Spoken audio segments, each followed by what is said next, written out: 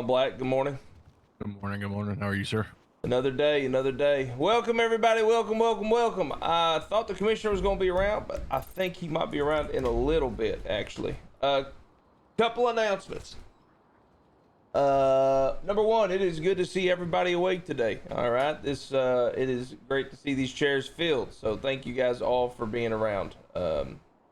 We're pushing a lot of cadets to Proby stage, and I appreciate all of you officers who have been taking them out.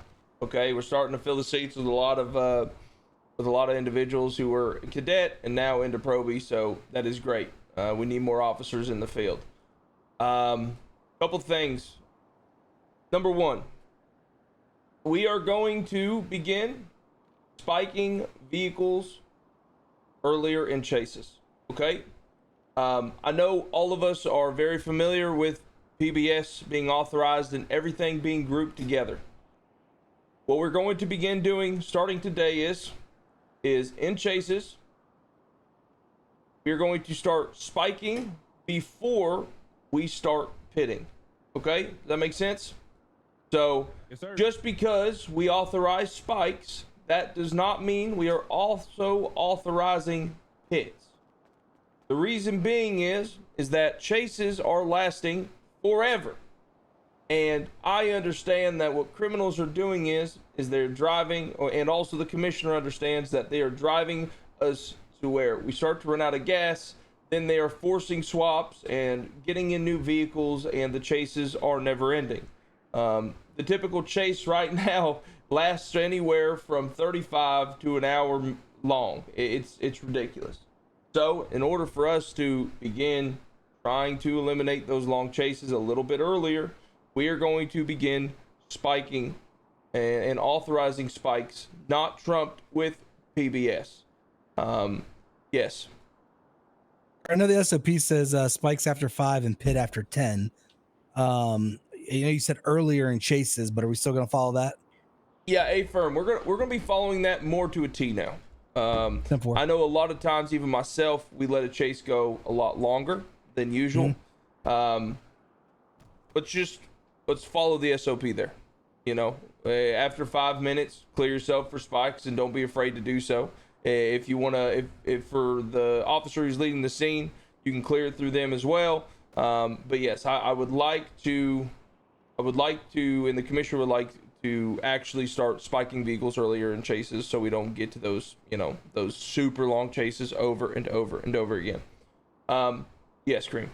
Sorry, sir. I also want to mention that the SOP does give us, as soon as a swap happens, even if it's 1 minute in, that it immediately clears spikes and pits. Yes. Pits. Yes. Yes.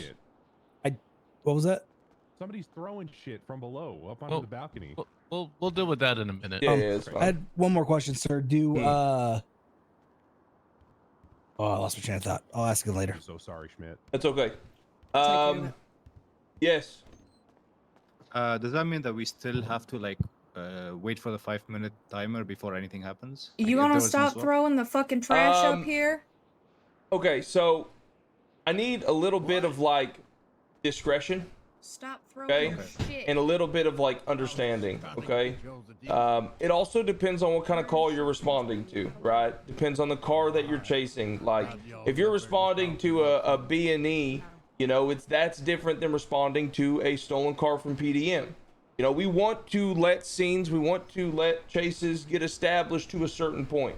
But with the small shit, 24/7s, B&Es, the bullshit, right, that we have to respond to, I am much more comfortable with you spiking those vehicles earlier than, let's say, a stolen car from PDM. Does that make sense? As police officers, we have the power to end a situation at our will. Doesn't mean we need to do it every single time. So if you see something developing, allow it to develop. If you see the same shit you see every single day for 8 hours a day, end it. That makes sense? 10-4 cap. Yes, sir. Sir, I remember my last question. Yes. I know pitting is at 60 miles per hour below. The issue is cars are at 60 within a quarter of a second. You generally never, it's very rare unless they're turning to have the opportunity to make the pit, because the vehicles kind of do a stall out and change gear between 60 and 75. And that's generally where we're at by the time we're able to pit. Yeah, from go ahead, Black. Yeah. So what's the point of pitting, right? What is the absolute point of it? Go ahead, Ahmed. To give a chance to other units to catch up. Right. We're not trying to pit people into walls. Pitting at high speeds puts their lives in danger. Now, here's the thing. Why do we spike them before we start pitting them? It's a lot easier to disable a vehicle that way. Exactly. So once they're spiked, guess what speed they can't barely get above? 60. They can't barely get above 60. So if we do everything in the proper orders, once they're spiked, pits become much easier, which then leads to them going up against the wall, which then leads us to allow them to get boxed much easier. So it's a simple steps. So anything over 60 is extremely dangerous. I know it happens to us, but we need to start warning people that if they're pitting us at 100 miles an hour, that shit's got to end. Because we're not going to do it to them. At what point is that assault with a deadly? Again, it's officer discretion, right? Yeah. Like, 10-4. here's the deal. I had a meeting last night with the commissioner, some other individuals, and it was about 4 hours long. I was up till 4 fucking a.m. last night, just literally. I'm telling you guys, stand up. yeah, Ollie was there too. Listen, I was going to war for every single one of you guys. Okay. The reality is that we are understaffed in an overpopulated city with criminal-dominated gangs and or criminal-dominated territory, and even fucking the PD itself is dominated by crims right now. There's 250 people in this city, and majority of the time there's 5 to 8 of us. Okay, so I was going to war first last night, and to be honest with you, all sides agreed that we are getting the shit kicked out of us in every way, shape, and form. Okay, with that being said, there is a point where situations need to come to an end. And we need to make it a point that when that time has come, we put our foot down and we have a backbone. Alrighty? I understand scuff happens. I understand there's situations where criminals want to bitch and they want to cry and complain. Well, they can do that in the cells. Okay?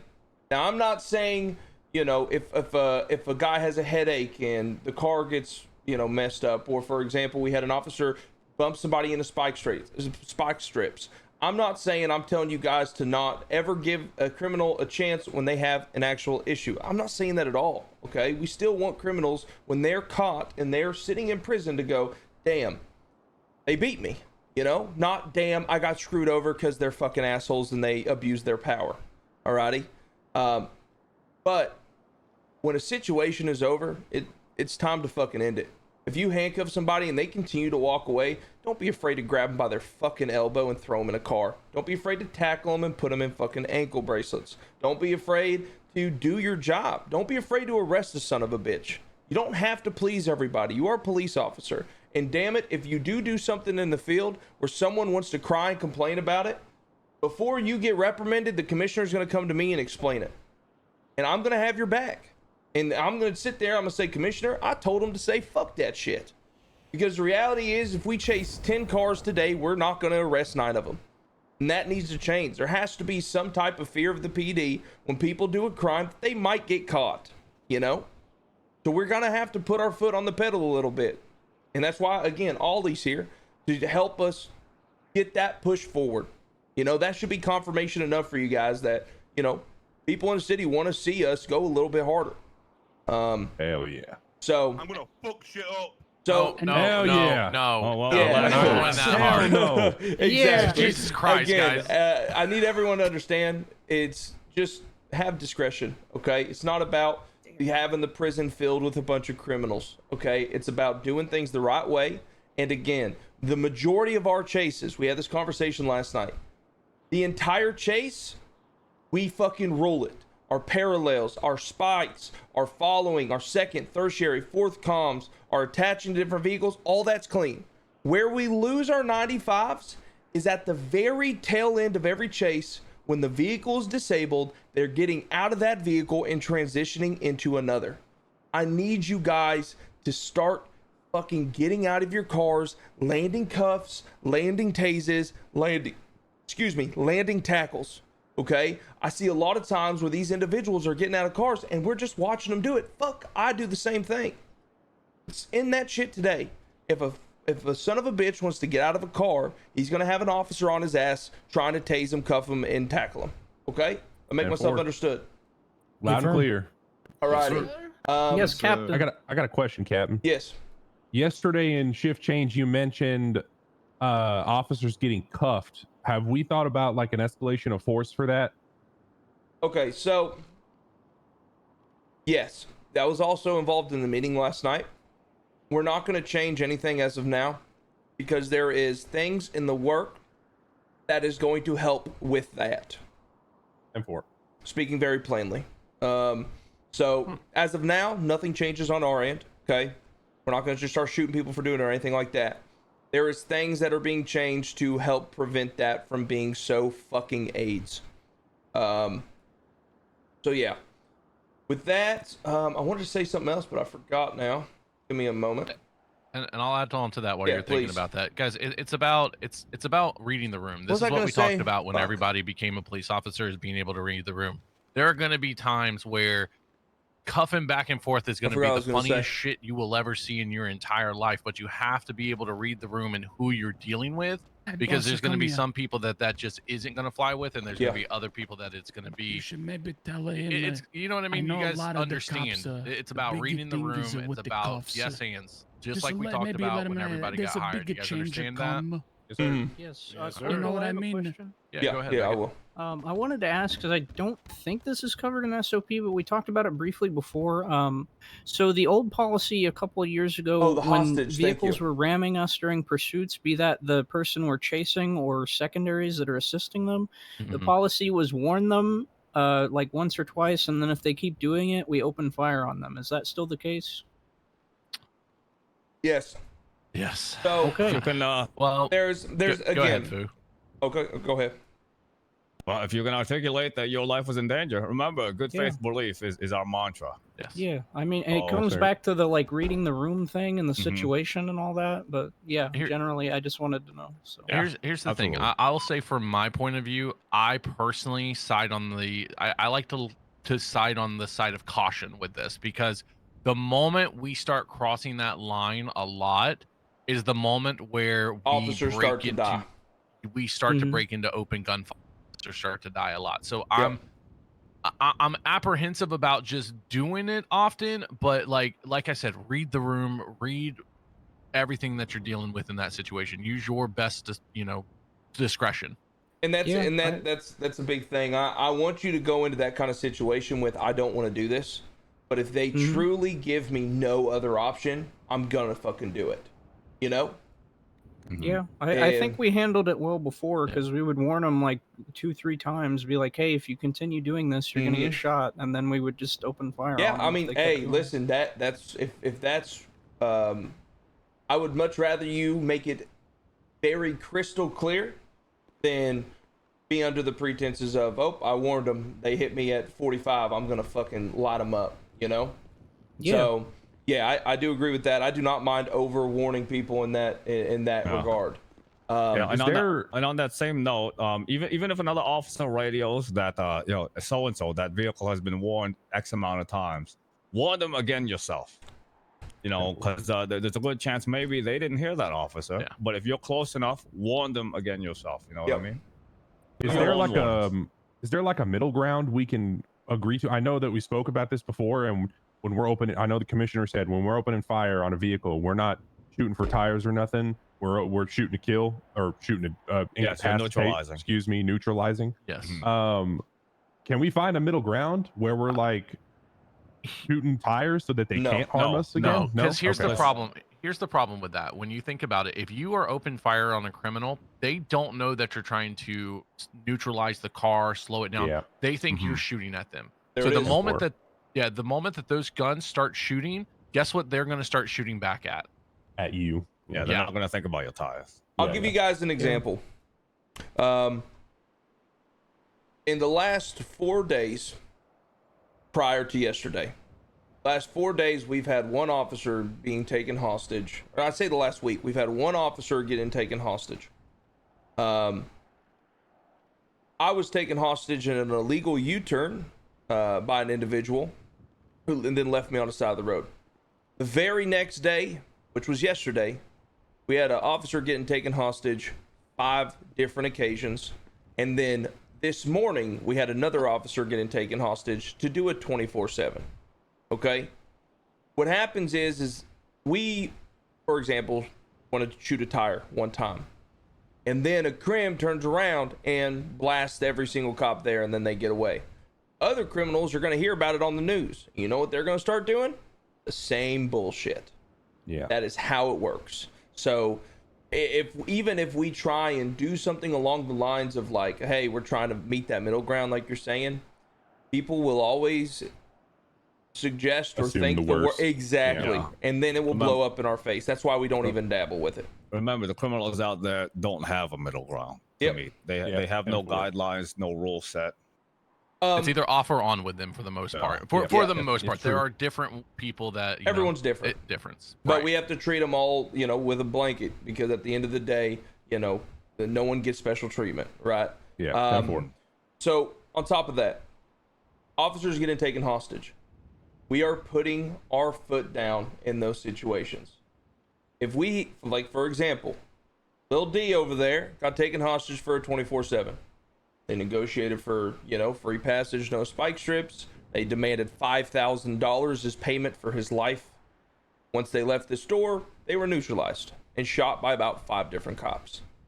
We will not be dealing with individuals taking cops hostage and demanding any type of financial gain in terms of money. We also had another individual who was stealing cop cars and trying to sell it back to us. We do not even entertain that idea. We will not.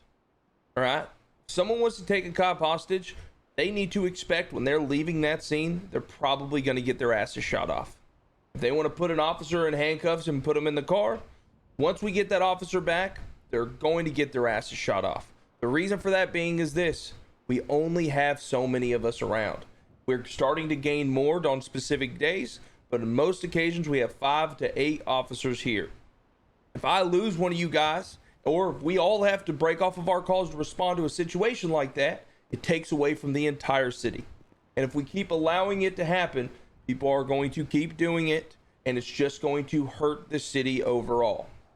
So I want to make it a point to you guys right now. If an officer gets taken hostage and they want to negotiate, I don't give a fuck if they ask for free passage or whatever. The moment that officer is safe, you open fire and you neutralize the individual. Do I make myself clear? Yes, sir. Yes, Captain. Okay. With that being said, that should be all for me. I do want to touch base on this. Ollie brought up a good point. I didn't really phrase it very well. The cuffs are being changed. They are being changed, and it's going to be in a way that criminals are going to struggle just being able to do the spam cuffing bullshit.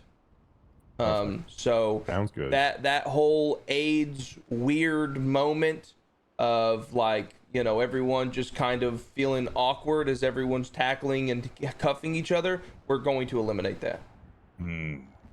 So All right. we'll try to. Perfect. Captain, you got anything? No, you mentioned getting taken hostage. If anybody demands money for anybody getting taken hostage, you can't pay it. Yeah, that's a good point. Unreasonable demand. Yeah, so don't even entertain that for anybody, not just an officer. Yeah. That being said, though, if somebody takes an officer hostage, an officer is not more valuable as a human to us than another person. Okay, so you breaching or shooting people when they have a hostage as an officer, I know that's not what you said, but I'm saying if you I guys hear you. want to shoot someone who is holding an officer hostage, think about the officer's life. If you shoot at someone and they get to shoot the officer or the hostage, whatever it is, doesn't even need to be an officer. That is more on you than it is on them. Especially if you didn't, unless you absolutely need to shoot them while they're holding that hostage, you should not shoot them. Once they leave the scene, you fucking light their bitch ass up. And That's kind of hairy too, because then No, the it isn't. next time they do it, then they're just gonna fucking shoot the hostage instead. I feel like we're getting some conflicting messages here, So- Captain. No, I'm saying, I mean, if that's what he's saying to do, did you talk to the commissioner I about it? talked to the commissioner, yes. Yeah, so if that's what the commissioner said, then that's what you do. All right. Okay. Blessed. All right, beautiful. As soon as The end of the day, whatever the commissioner says and whatever the SOPs say, that's what you do. You don't like. Corporals, you got anything? Go ahead, Fu, if you have anything. mine can wait until after. Go ahead. Okay, just to you know, be advised, we did have a court case last night. I'm going to talk to the captains after this, but I shit the bed in the court case a little bit, but we learned a lot from it. It's going to help us in the future. It's going to help us with all of these chases, and it's going to help us all do a better job at our policing and understanding exactly what needs to be met when we are charging people. I believe, if I'm not mistaken, cider or bench trials on hold. Is that what we said? Yes, bench trials. So if you have a 95 that requests a bench trial, you are to contact a judge. The judge will meet you in the cells, and they will basically mediate the charges and make sure that the correct charges are being charged in that moment. It will not be an actual bench trial. Yes.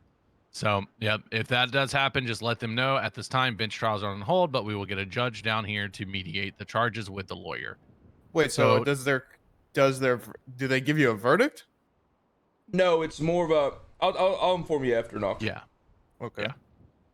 All right. So with that being said, that is going to be it from my point, I believe. Oh, also one other thing to note. It's been brought to my attention that Mosley's has been getting a lot of action happening around it, with either the employees being shot, kidnapped, and a lot of things. So they're just requesting that we have a little bit of a presence there. Make sure you guys are getting your cars repaired. Make sure you guys are driving by. Remember, our levels of force, presence is one of them. So that can help deter a lot of things that are happening there. All right. That's going to be it from me. All right. All right. Good afternoon, everybody. Afternoon, Corporal. Afternoon, Corporal. I have to once again remind all of you guys to close out your reports. If there are no more additions that are going to be added to it, because it is wasting NCO time for reviewing them. If they are open, that's something that I've been tasked to do. So if all the statements are in, you already have a verdict, all that stuff, please close out your reports. This goes for tickets as well, citations that you do on the street. A lot of them have been left open. Please close those out. I've been listening to radio comms today for some of the 80s. We don't expect you to make a call each and every single time the suspect makes a change, but pertinent information, if they go from north to south, or if they're on a completely different side of the city, please radio that in. There's been some situations where officers following through get lost waiting for the call, and they're never made. So let's go ahead and try to get that done. Also, I was pitted a couple of times by other officers. Let's watch that. I don't really know what was going on there. I'm not calling out any names or anything like that. We're all a little bit too close to each other. I got completely sideswiped on one of the 80s there that we were a part of. And, I was fearing for my life. That cannot happen. Yeah, that cannot happen. That's all from you. Random spike check. Beckett. Perfect. Okay, check your gear, check your spikes, your cuffs. Go ahead. Yeah, I just want to say, completely unrelated to what you just said, Corporal. I did get to see one of the best spikes or pits I've ever seen in the city a couple chases ago. It was perfect. All right, you guys are dismissed. Get the fuck out of here. We do not walk, we run. Yes, sir. Mr. Cider, check your got a assigned call. reports. By the way, Your 65 pieces should be done assigned soon. reports. What the hell? Fuck shit